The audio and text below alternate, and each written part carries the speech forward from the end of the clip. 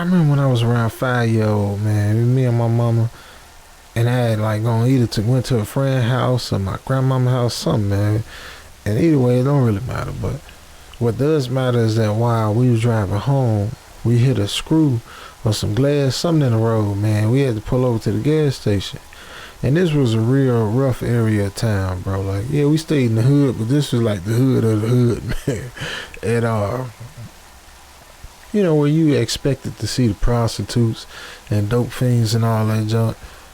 Just, you know, you just knew it. You just knew it. Like, you know, wasn't no surprise. Like, oh, you know, you knew it. Like, if somebody say, hey, man, where can I find the worst people at night? Like, where's all the creepy people at? Right, come here, I'll show you. Now, we chose to pull over in this gas station, in this particular station, because it was a mechanic shop next door. But as we got to, you know, checking stuff out, we seen it was closed. And it was too late now. You know, we wasn't going nowhere because we had this flat tire. So my mom decided she asked the lady in the gas station if she could use the phone, you know, to call my pops. And, you know, my pops a real handy type guy.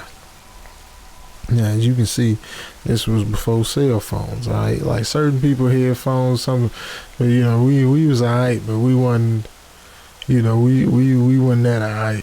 This was before then.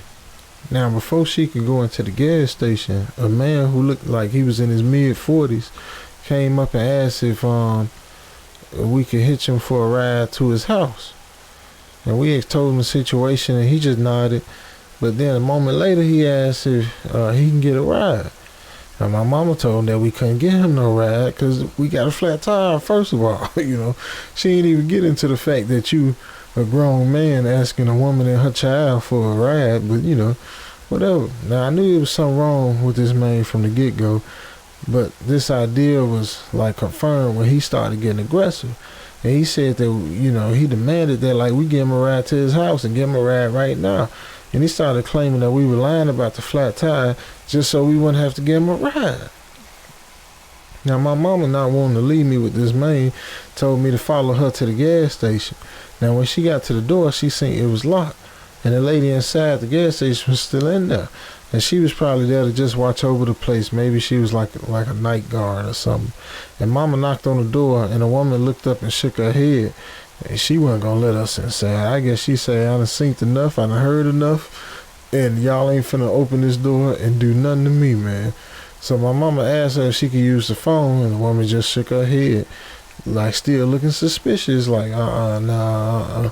So around this time, a large man, like, you know, he wasn't from around here, man. I don't know where they grow big jokers like this from, man. This guy looked like he came from the back plantation of Mississippi somewhere, man. And he came up to us and asked what we was doing. And we told him our car had a flat tire and we was trying to use the phone, but the lady wouldn't let us in. So the man shook his head and went up to the door, and he hit that dang glass so hard I thought he was gonna break. And he said, hey, you better let this woman in, let her use that phone now. Come on, I'll make sure she don't do nothing. And then with that, the lady stood up and opened up the door. Now my mama called my daddy and said he was on his way and not wanting to go back where the creepy man was across the parking lot. We stayed inside the gas station. And the man who let us in stood just outside the door. And I couldn't help but to watch that creepy man though, man. And he sat there just patiently next to our car. Like he just waited for us to come back to the car or something, man. Now my eye caught a glimpse of some silver in his pocket.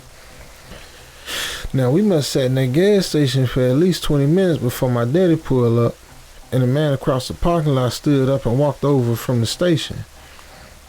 And now that I'm older, I realized that he was walking the opposite direction of where he wanted us to take him.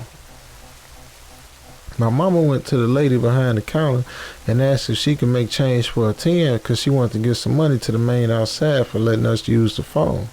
And the lady looked confused and said, honey, is you high or something? I let you in to use the phone, but there's no man at that door. Ain't never been no man at the door. Like, what are you talking about? The closest thing is your boy sitting right here to a man. Like, what are you... And my mama stepped outside. Ain't want no sign of the man anywhere. No marks on the glass or where his hand had been, nothing. And the only thing we could find was a small white, like feather laying on the ground.